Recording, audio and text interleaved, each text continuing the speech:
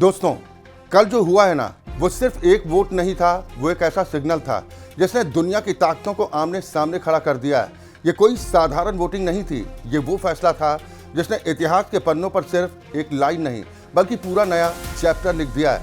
और सबसे चौंकाने वाली बात यह है कि ये सब उस वक्त हुआ जब दुनिया सिर्फ कुछ घंटों की दूरी पर खड़ी थी एक बड़े टकराव से, एक ऐसे फैसले से जो पूरी दुनिया का नक्शा बदल सकता था। ये वो पल था जब एक वोट ने बंद कमरों में चल रही ताकतों की असली कहानी को उजागर कर दिया। ये वो पल था जब दुनिया को समझ आया कि असली खेल क्या है और असली खिलाड़ी कौन है।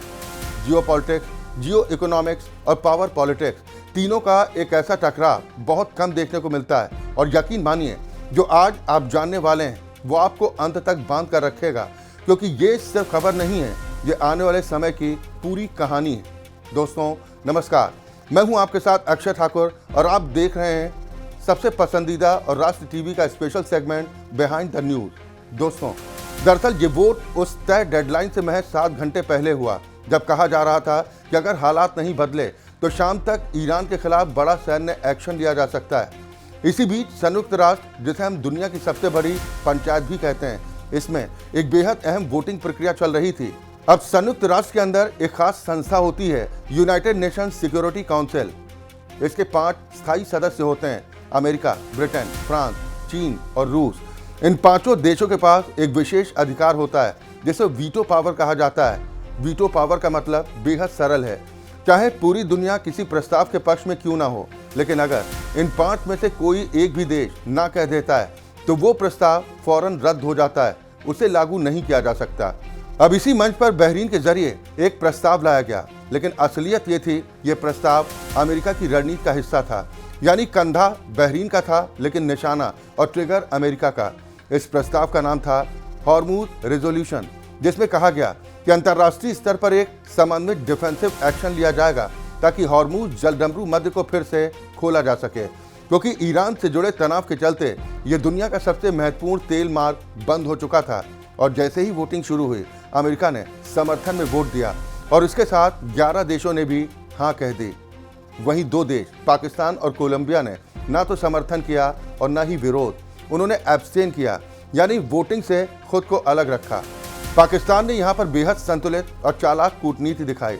उसने अमेरिका को भी नाराज नहीं किया और ईरान के साथ भी रिश्ते खराब नहीं किए, बल्कि खुद को एक संभावित मध्यस्थ के तौर पर पेश किया, जिसे हम बैक चैनल डिप्लोमेसी कहते हैं।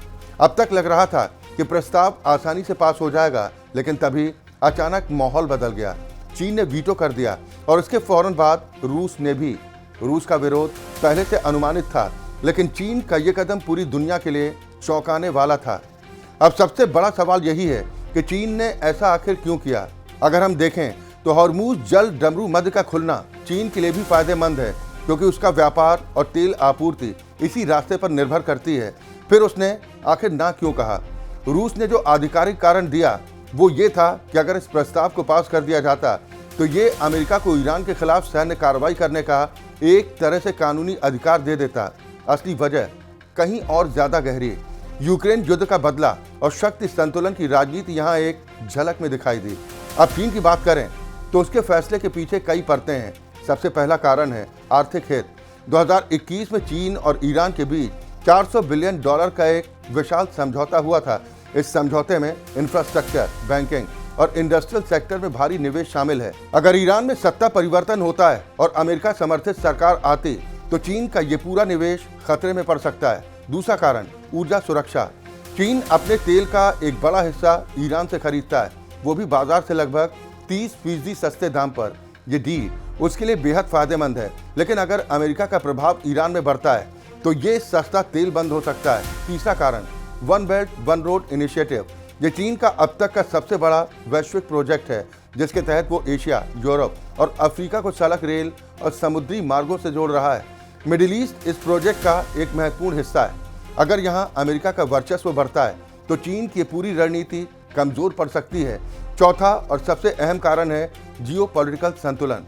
चीन नहीं चाहता कि दुनिया फिर से एक ध्रुवीय व्यवस्था में चली जाए जहां सिर्फ अमेरिका का दबदबा हो। वो एक मल्टीपोलर वर्ल्ड चाहता है जहां कई ताकतें बराबरी से मौजूद हों और कोई एक देश पूरी दुनिया को कंट्रोल ना करे। इस वीटो के जरिए चीन ने साफ संदेश दिया कि अब दुनिया बदल चुकी है। अब सिर्फ अमेरिका के फैसले नहीं चलेंगे, अब चीन, रूस और अन्य उभरती शक्तियां भी बराबरी से खेल में हैं। यानी ये सिर्फ एक वोट नहीं था, ये एक जियोपॉलिटिकल अर्थक्वेक था। अगर हम इतिहास में देखें तो ऐसे मोड़ पहले भी आए। 1956 का स्वेज संकट, 1962 का क्यूबा मिसाइल संकट और ईरान इराक युद्ध के दौरान टैंकर वॉर, इन सभी घटनाओं ने ये दिखाया कि दुनिया के कुछ खास समुद्री रास्ते, जिन्हें चोक पॉइंट्स कहा जाता है, कितने शक्तिशाली हथियार बन सकते हैं। आज हॉर्मुज वही चोक पॉइंट बन चुका है और इस पूरे घटनाक्रम ने एक और सच्चाई उजागर कर दी है कि संयुक्त राष्ट्र हर समस्या का समाधान नहीं कर सकता। कई बार असली समाधान पर्दे के पीछे बैक चैनल डिप्लोमेसी के जरिए निकलते हैं और इस बार पाकिस्तान उसी भूमिका में खुद को स्थापित करने की कोशिश कर रहा है। अगर पूरे घटनाक्रम को समेटें तो तस्वीर कुछ ऐसी बनती है।